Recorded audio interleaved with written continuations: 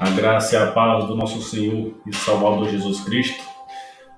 Salvação, salvação. E aí, você é salvo? Você se encontra como salvo? O seu estado hoje é de uma pessoa que foi justificada e remida por Cristo? Ou se encontra com dúvidas, incertezas, não é salvo, está distante de Cristo, está distante da mensagem da cruz? Como você se encontra no dia de hoje? Qual que é o teu estado de salvo ou de condenado? Lembrando que o estado que a pessoa se encontra, ele pode ser mudado. Uma pessoa que hoje se encontra como salva, amanhã não sei, vai depender de perseverar na fé. E quem se encontra no estado de pecador, vai depender se ele vai permanecer na vida de pecado. Então, tanto a salvação como a condenação e a rebeldia à obra de Cristo, ela hoje se encontra o estado na qual a pessoa ela pode mudar de pecador, ele pode se arrepender e aceitar a mensagem da cruz, e os que se encontram hoje como salvo, se não perseverar,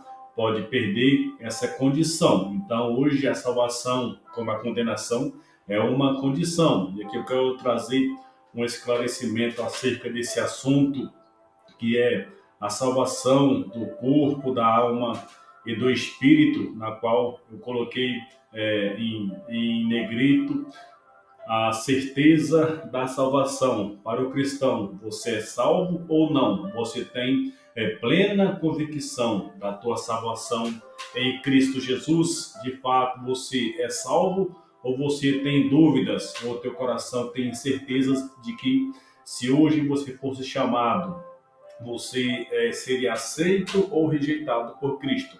Hoje você se encontra como uma pessoa salva ou não? Então, esse ponto de partida é um assunto que nós temos uma má compreensão do que é a obra do Calvário, e a partir do ponto que nós nos encontramos como salvo. Então, aqui eu fiz um comentário que diz assim, que está no texto à minha direita, que diz assim: a certeza da salvação não se dá por aquilo que você faz, mas por quem você é em Cristo Jesus.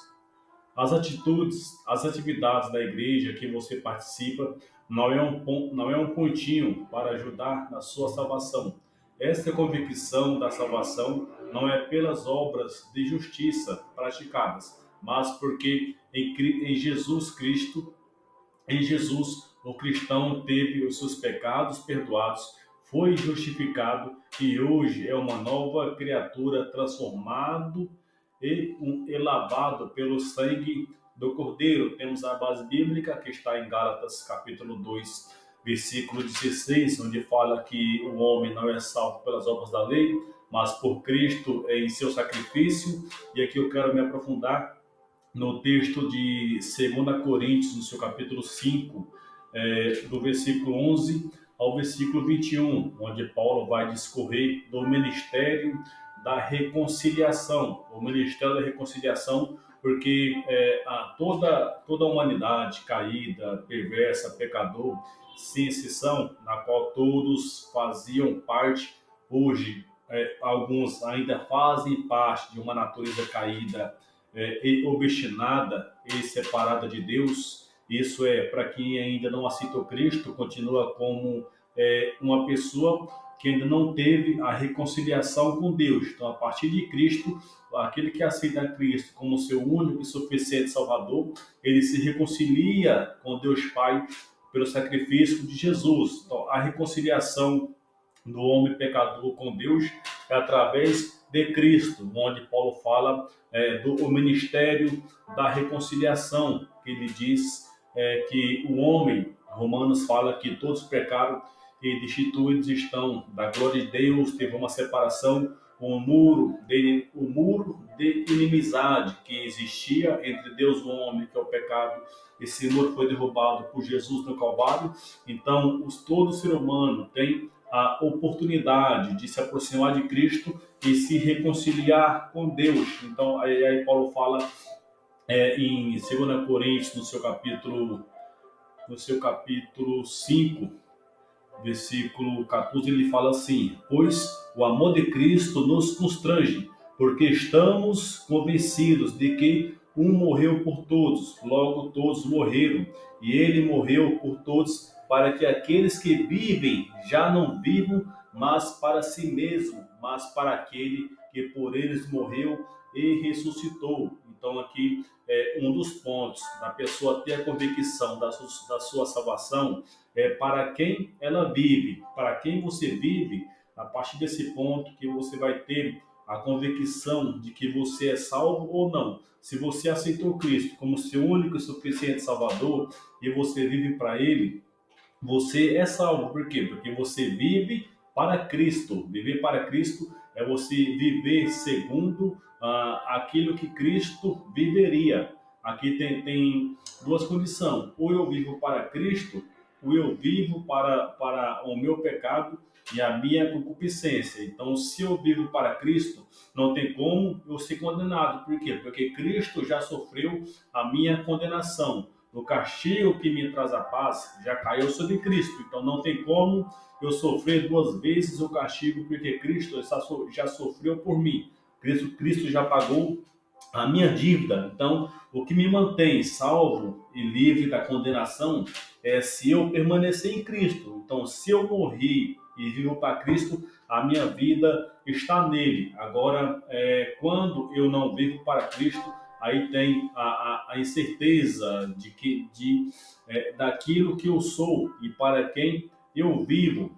E Paulo vai se aprofundar também em 2 Coríntios 5, no versículo 17, que ele fala assim: portanto, se alguém está em Cristo, é nova criatura, é nova criação. As coisas antigas já passaram, eis que surgiram coisas novas. O segundo ponto daquele que está em Cristo e do que faz com que você tenha uma convicção da sua salvação é que hoje você, estando em Cristo, você é uma nova criatura. A tua mentalidade é outra, o teu caráter foi mudado, a tua moral agora ela é segundo a moral de Cristo. Então, quanto mais você vive para Cristo, mais parecido você vai ser com Ele. Isso na tua fé, no teu comportamento. Por quê? Porque você é uma nova criatura em Cristo.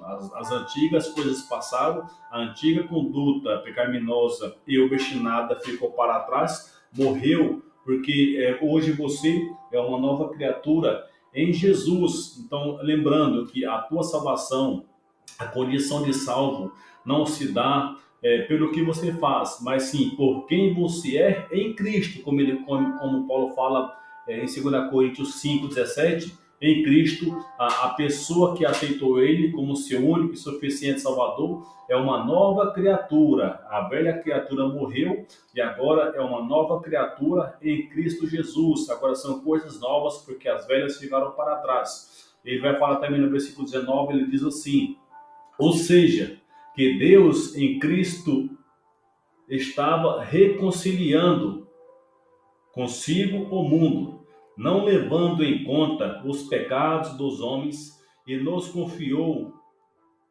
a mensagem da reconciliação.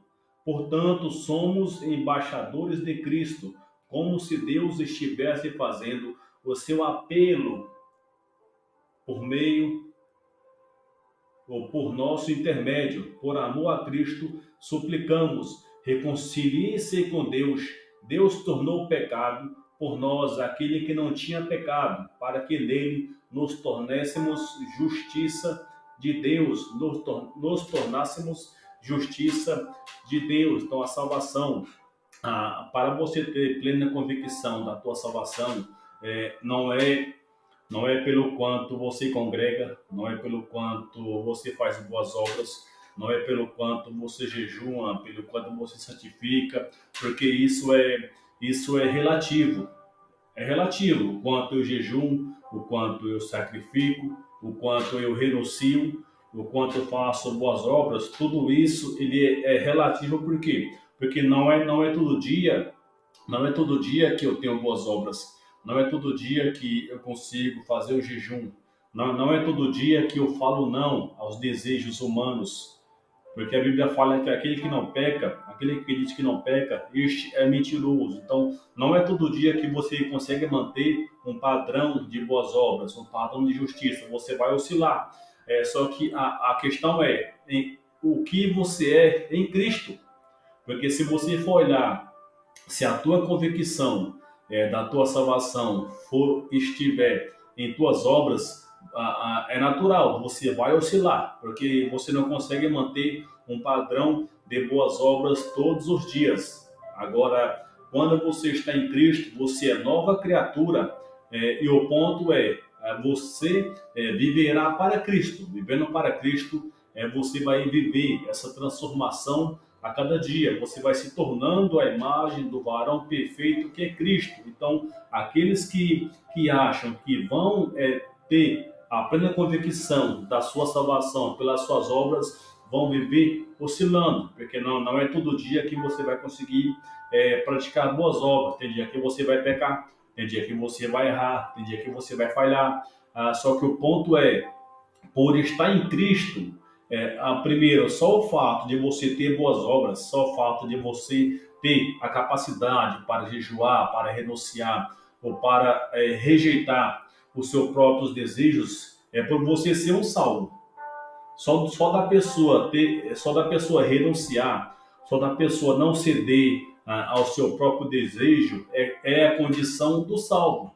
O salvo, primeiramente, você é salvo para exercer a boa obra. Não que você exerce a boa obra ou tem bons frutos para ser salvo. Então, a obra não são méritos. A obra não é o caminho para você ser salvo. Mas, por você ser salvo, você tem boas obras. Então, as boas obras, o bom comportamento, congregar, participar das atividades de igreja, etc. Isto porque você é um salvo. Uma pessoa que não é salva em Cristo, ela não consegue manter uma vida longa e duradoura de boas obras. Se você consegue manter uma vida longa e duradoura de boas obras de justiça, por ela ser salva. Então, o salvo, ele tem a condição de praticar boas obras. O fruto da salvação é uma moral restaurada, um caráter que foi mudado. Então, para ficar bem claro, a salvação, na verdade, as boas obras, o bom comportamento, o que você faz de bom, não é um meio para a salvação, mas é a consequência da salvação. Aquele que recebeu a salvação, aquele que está em Cristo, ele vai praticar boas obras por estar em Cristo. É como fala lá em João 15, onde ele se trata da videira. O ramo só consegue dar bom fruto se estiver na videira. Então, ao cristão, dele dar bom fruto é porque foi justificado, é porque estando em Cristo, ele tem essa capacidade de produzir bons frutos. Então, novamente, o bom comportamento, as boas obras, o que você faz de bom, não é o meio para alcançar a salvação, mas é a consequência de ser um salvo em Cristo Jesus.